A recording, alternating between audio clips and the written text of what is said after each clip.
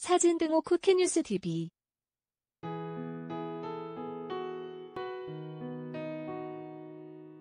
쿠키뉴스, 유수한 기자 등호 코로나19가 재확산되면서 자산시장, 부동산, 증시에 대한 변동성 리스크가 커지고 있다.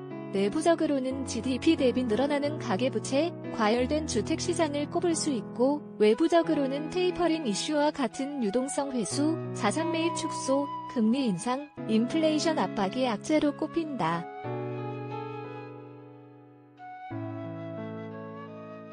과거 금융위기는 금융사의 과도한 레버리지와 경기 침체가 리스크 촉발의 트리거, 방아쇠가 됐다.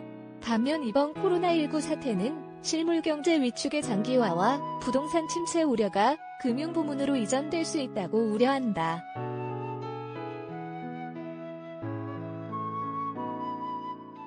자료 등호 키움증권 제공.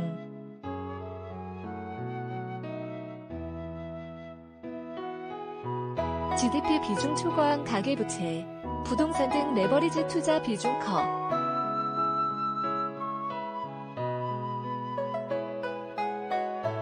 현재 시장에서 우려하는 리스크 중 하나는 GDP 규모를 초과한 막대한 가계부채 증가다. 한국은행이 발표한 지난 1분기 가계부채 통계를 보면 개인 금융부채 규모는 가처분 소득의 205%, GDP의 105%인 2052조 원에 달했다. 이는 주요 12개 선진국 평균 84%, 2020년 12월 말보다 크게 상회하는 수치다.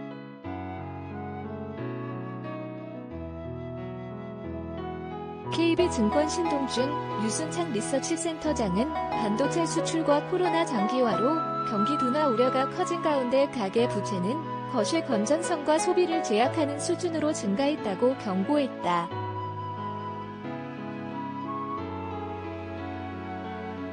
문제는 현재 부채의 특성도 리스크가 높은 레버리지 비중이 크다는 점이다. 금융위원회가 발표한 지난달 은행 가계대출 잔액은 1,040조 2천억 원으로 전월 대비 9조 7천억 원 증가했다. 이는 7월 기준 2004년 통계 집계 이래 가장 큰 증가폭이다. 이 가운데 주택담보대출, 주담대이 6조 1천억 원 증가했다. 또한 레버리지 투자, 주식을 위한 기타 대출은 3조 6천억 원 늘어났다. 금융당국이 대출 규제를 위해 7월부터 차주별 총부채 원리금 상환 비율 DSR 40%를 도입했으나 오히려 제2금융권으로 대출이 몰리는 풍선 효과가 발생했다. 지난 7월 기준 제2금융권의 가계부채는 5조 6천억 원이 늘어 6월 3조 9천억 원, 대비 증가폭이 44% 증가했다.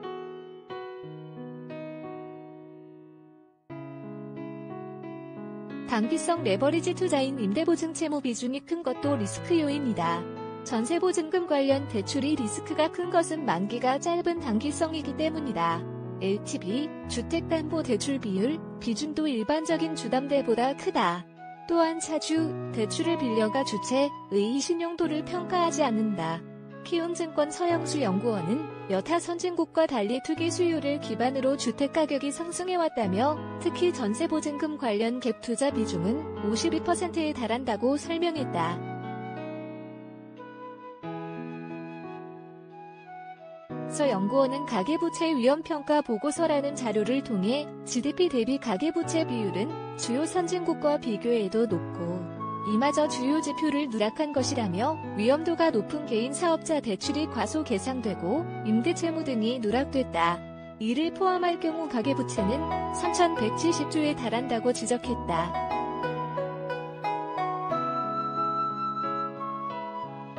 그는 위험도가 높은 개인 사업자 대출이 과소 계상되고 임대보증 채무 등이 누락됐다며 자체 계산 결과 하느니 누락한 수치는 개인 사업자 대출 254조 원, 임대보증 채무 864조 원에 달했다고 밝혔다.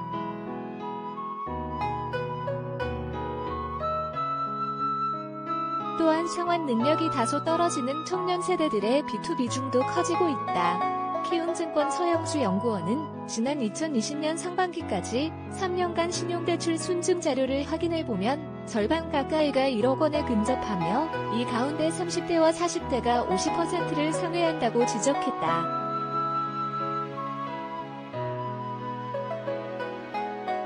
현재 국세청에 보고된 1인당 평균 종합소득이 2019년 기준으로 3,100만 원인 것을 고려하면 상당수 대출자가 연봉 2배가 넘는 대출을 받았을 가능성이 높다.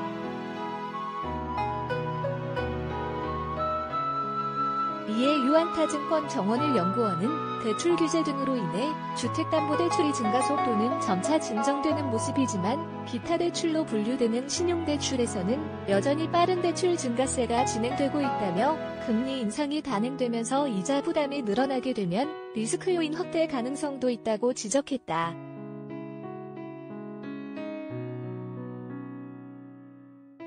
자료 등록 키움증권 제공.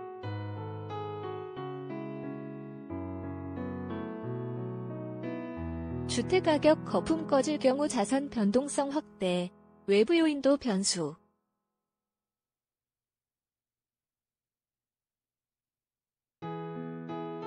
전문가들은 현재 과열된 주택시장도 향후 부메랑이 될 수 있다고 경고하고 있다. 한국부동산원에 따르면 지난 7월 전국 주택가격이 전년 말 대비 5.98%, 1년 전과 비교하면 8.81% 상승했다. 이는 지난 2008년 같은 기간에 6.18%, 8.59% 오른 것 이후로 13년 만에 최대 상승폭이다. 키움증권 서영수 연구원은 국내 내수 경제는 부동산 시장에 과도하게 의존해왔다며 또한 최근 국내 주택시장이 단기적으로 급등했다. 단기성 레버리지 비중이 큰 만큼 집값이 하락할 경우 충격은 예상외로 클 수 있다고 우려했다.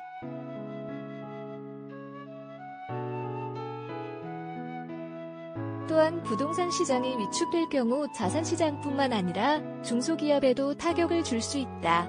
현재 수많은 중소기업들이 공장 부지나 토지 등을 담보로 대출을 받은 상황이다. 만약 부동산 시장이 흔들리고 담보한 자산에 대해 디레버리지 현상, 대출 상환이 발생한다면 그만큼 기업에 부정적인 영향을 줄 수 있다. 현재 코로나19로 인해 이자도 갚지 못하는 한계 기업이 전체 2,520개, 39.7%, 1,001개에 달한다. 이는 지난 2019년 대비 2.7%포인트 상승한 수치다.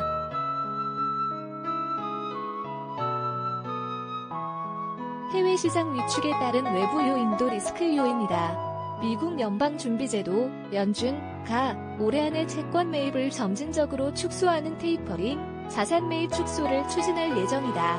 문제는 코로나19가 아직 진정되지 않은 상황이고 국내에서도 확진자가 수그러들지 않고 있다. 연준의 테이퍼링 시행 가능성이 제기되자 국내외 증시도 하락 조짐을 보이고 있다.